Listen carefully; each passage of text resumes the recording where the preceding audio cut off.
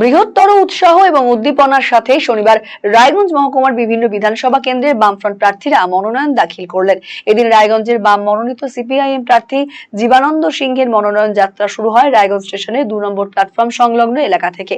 সেখান থেকে দলীয় নেতাকর্মী সমর্থকদের সঙ্গে নিয়ে ধীরে ধীরে এগিয়ে যায় মনোনয়ন যাত্রা। ঢাক সহ বিভিন্ন বাদ্য এবং স্লোগানে মুখরিত হয়ে ওঠে রায়গঞ্জের আকাশ বাতাস। লাল ঝান্ডায় ছেয়ে যায় গোটা শহর। হুটখোলা গাড়িতে চেপে সাধারণ মানুষের আশীর্বাদ প্রার্থনা করেন সিপিআইএম প্রার্থী জীবানন্দ সিংহ। হাত নেড়ে রায়গঞ্জ শহরের পথ চলতি মানুষজনদের অভিবাদন গ্রহণ করেন তিনি। এরপরে কর্ণজোড়ায় পৌঁছে শেষ হয় মনোনয়ন যাত্রা। সেখানে দলের প্রতিনিধিদের সঙ্গে নিয়ে মহকুমা শাসকের দপ্তরে গিয়ে আনুষ্ঠানিকভাবে মনোনয়ন দাখিল করেন সিপিআইএম প্রার্থী জীবানন্দ সিংহ। সংবাদ মাধ্যমের মুখোমুখি হয়ে সিপিআইএম প্রার্থী জীবানন্দ সিংহ বলেন, সমস্ত কর্মী এবং সমর্থকেরা উচ্ছ্বসিত। মনোনয়ন যাত্রায় প্রচুর মানুষ ভিড় করেছেন। আসন্ন নির্বাচনে রায়গঞ্জে এবারে লাল ঝান্ডাই উড়বে। দেখুন, প্রথমেই যখন আমরা নিজের একার সিম্বলে লড়বো বলে ঠিক হয়েছে, আপনারা দেখেছেন যে রায়গঞ্জের দেয়াল সবচেয়ে আগে আমার পার্টি লিখেছে। রায়গঞ্জে পুরনো কর্মী সমর্থক সবাই একদম নিজের স্বতঃস্ফূর্তভাবে আমাদের সঙ্গে আসছে। গ্রাম থেকে শহরে সবাই স্বতঃস্ফূর্তভাবে আমাদের সঙ্গে যোগ দিচ্ছে। কেমন লাগছে?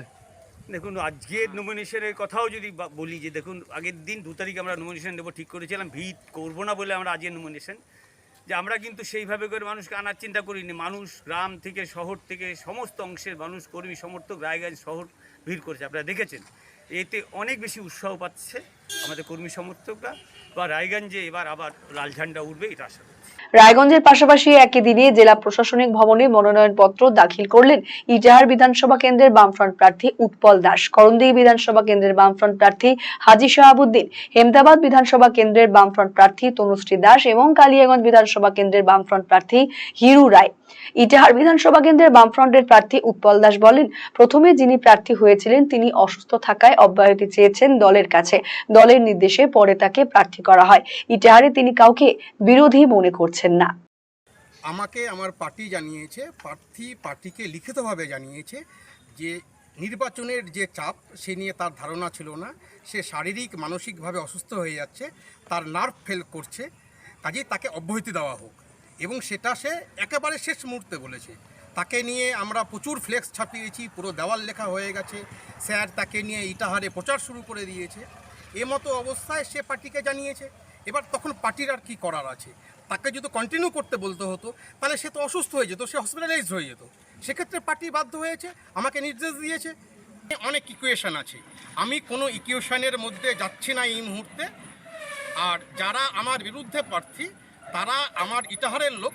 ইটাহারের প্রতিটা লোককে আমি নিজের লোক মনে করি, আমার আপনজন মনে করি। কাজেই ব্যক্তিগত কারো বিরুদ্ধে আমার কিছু বলার নেই। আমার বক্তব্য, আমার বিরোধী আমি কাউকে দেখছি না। ইটাহারে আমি কাউকে বিরোধী মনে করি না। আমি খুব ছোট বয়স থেকে রাজনীতি করি।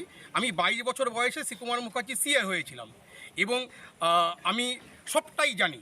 তারপরে আমি সুপ্রিম কোর্ট, হাইকোর্ট বিভিন্ন জায়গায় প্র্যাকটিস করি। কাজেই রাজনীতিটা আমার রক্তে, বিষয়গুলি আমি সব জানি।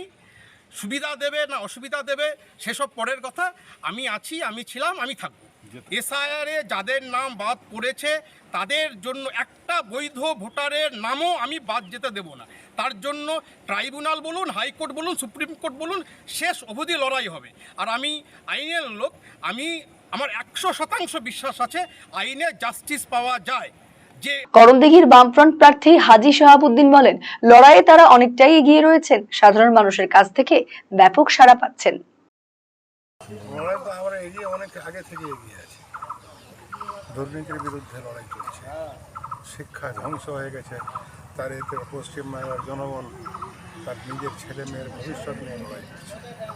এবার আপনার বিরুদ্ধে যার বিরুদ্ধে লড়াই হচ্ছে সেখানে তো তার হয়ে অভিষেক বন্দ্যোপাধ্যায় এসে সভা করে গেছে। আমাদের কে আসলো না ওটা নিয়ে আমার দেখা আছে। আমার সাথে এইদিকে ডান দিকে বাম দিকে আমরা সবাই এক একজন এক একটা সাহায্য সবাই। প্রচারে কতটা সাড়া পাচ্ছেন? আমি তো প্রতি বাড়ি যাচ্ছি। হেমতাবাদের বামফ্রন্ট প্রার্থী তনুশ্রী দাস বলেন, হেমতাবাদ আদতে লালের গড় ছিল। আসন্ন নির্বাচনে হেমতাবাদে লাল আবার ফিরে আসবে। নমস্কার, আমি প্রথমেই বলতে চাই, আপনি যখন শিক্ষামন্ত্রীর কথা বলছেন যে 21 থেকে 25 অনলি 26 এই ইলেকশন, তো এই বিধানসভায় হেমতাবাদ বিধানসভায় পরপর হেমতাবাদের 2011 সালে খগেন্দ্রনাথ সিনহা বিপুল ভোটে জিতেছিলেন, তারপর দেবেন রায় তিনিও বিপুল ভোটে জিতেছিলেন। এই হেমতাবাদ বিধানসভা কেন্দ্র লালেরই গড় ছিল, এই লাল আবার ফিরে আসবে। পুরনো মানুষ সবাই উঠে বসেছে, তাই লালকে তারা ফিরিয়ে আনতে চায়। শিক্ষার যে প্রতিমন্ত্রী তিনি যে হেমতাবাদ বিধানসভা কেন্দ্রে বলেছিলেন শিক্ষার জন্য তার কাছে অনেক কিছু চাওয়া পাওয়া ছিল, তিনি কিছু করতে পারেননি। কারণ হেমতাবাদ বিধানসভা কেন্দ্রে একটা কলেজ চেয়েছিল, হেমতাবাদ বিধানসভা কেন্দ্রে একটা 1 থেকে 7 নম্বর অঞ্চল করে একটি ব্লক চেয়েছিল, তারপর প্রতিটি স্কুলে শিক্ষা স্বাস্থ্যসম্মত যে জায়গাগুলো সেখানে তিনি কোনো উন্নত পরিকাঠামো গড়ে তুলতে পারেননি। আজ এই শিক্ষার প্রতিমন্ত্রী হয়েও তিনি শিক্ষার জন্য যে কিছু করতে পারেননি এর আশা আমরা করতে পারিনি।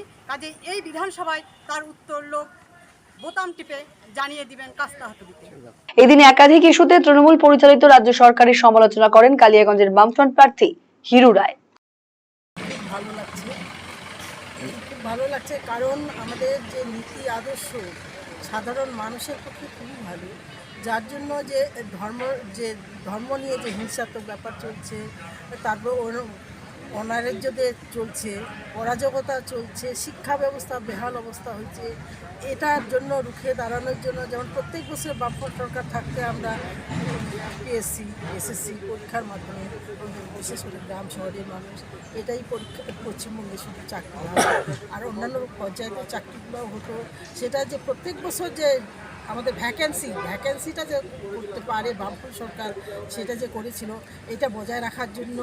আর নিজের মতামত জানাতে যে এরা যেমন মানে অনৈতিকভাবে মূলকভাবে এরা কাজ করছে সেটা রুখে দাঁড়ানোর জন্য। তাছাড়া কালিয়াগঞ্জে আমাদের একটা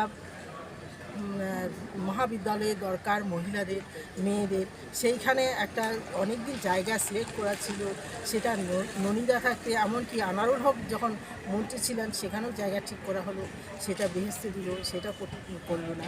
আর যে কালিয়াগঞ্জ আমাদের যে জেনারেল হাসপাতাল সেটা ননীগোপাল রায় থাকতেই উনি স্টেট জেনারেল হিসাবে করেছিলেন, উদ্বোধন করেছিলেন, সেটা মানে বারবার আবার উদ্বোধন করছে। তারপরে হচ্ছে কোনো ডাক্তার সেখানে নিয়ে আসার ব্যবস্থা করছে না। পরিকাঠামো যদিও করতেছে, পরিকাঠামো হলে তো হবে না, সেখানে যে পরিষেবা পাওয়ার দরকার সেই পরিষেবাটা সেখানে পাচ্ছে না, এই যে বিষয়। শৈলী আর সাশ্রয়ের মেলবন্ধন এখন আপনার হাতের মুঠোয়। নিজের লুককে আরো আকর্ষণীয় করতে চান? চলে আসুন শ্রীনিস কালেকশনে। এখানে পাচ্ছেন মাত্র 250 টাকা থেকে 10,000 টাকার মধ্যে চমৎকার সব শাড়ি। রয়েছে স্পেশাল বেনারসির কালেকশনও। কুর্তিতে রয়েছে 150 টাকা থেকে 3000 টাকার বিশাল range. Nighty, one piece gown, coord set, tops, jeans এবং লেগিংস সহ বাচ্চাদের জন্য সব ধরনের ট্রেন্ডি ড্রেস পাবেন এখানে। উন্নত মানের বেডশিট ও রেডিমেড এবং ডিজাইনার ব্লাউজ রয়েছে আপনার মনের মতো। সেরা কোয়ালিটি আর লেটেস্ট ডিজাইনের জন্য তাই আজই চলে আসুন শ্রীনিস কালেকশনে। শ্রীনিস কালেকশন, চণ্ডীতলা মা কালী বাসনালয়ের উল্টো দিকের গলিতে, রায়গঞ্জ, উত্তর দিনাজপুর। নতুন ভাবে নতুন রূপে সেজে উঠেছে, তো সবাইকে বলবো, সবাইকে সাদর আমন্ত্রণ করছি। আমাদের ওপেনিং থাকছে 1 বৈশাখ 15 এপ্রিল, সেদিন সবাই অবশ্যই আসবেন। আর কিন্তু এখন আমাদের কাছে সব রকম কালেকশন পাবে, মহিলাদের সমস্ত রকম, এমনকি বাচ্চাদের, ছেলেদের, মেয়েদের স্টকও কিন্তু এখন আপনারা আমাদের কাছে পেয়ে যাবেন একেবারে সুলভ মূল্যে। বাড়ির সৌন্দর্য বাড়াতে মেঝেতে ব্যবহৃত পাথর ও টাইলসের মান খুবই গুরুত্বপূর্ণ। আপনি যদি স্বল্প খরচে উন্নত মানের পাথর ও টাইলস খুঁজে থাকেন তবে আর ভাবনার দরকার নেই। কালিয়াগঞ্জ শহরের বিশ্বস্ত প্রতিষ্ঠান এসকে মার্বেলে পাবেন আপনার প্রয়োজনীয় সব সমাধান। আমাদের কাছে রয়েছে বিভিন্ন রং ও ডিজাইনের মার্বেল, গ্রানাইট, টাইলস সহ নানা ধরনের সামগ্রী, যা আপনার বাড়িকে করে তুলবে আরো আকর্ষণীয় ও আধুনিক। তাই আর দেরি কেন, আজই চলে আসুন এসকে মার্বেলে। আমাদের ঠিকানা কালিয়াগঞ্জ, কুনোরমোড়, রায়গঞ্জ বালুরঘাট রাজ্য সড়কের পাশে। যোগাযোগ নাম্বার 9434247290।